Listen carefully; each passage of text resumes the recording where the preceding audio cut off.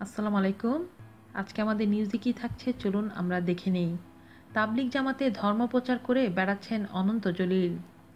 অভিনেতা অনন্ত জলিল ব্যবসার পাশাপাশি এখন ধর্ম প্রচারে মনোযোগী।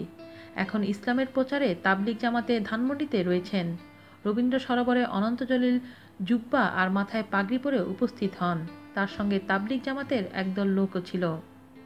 তাবলিগ জামাতের সঙ্গে রাজধানীর ধানমন্ডির এক মসজিদে এখন সময় কাটাচ্ছেন অনন্ত জলিল।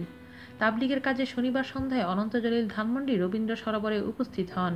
তিনি সেখানে উপস্থিত থাকবেন তা আগেই এক ভিডিও বার্তায় তার ভক্তদের জানিয়েছিলেন। এ সময় তাকে দেখে হাজারো মানুষের ঢল নামে সেখানে।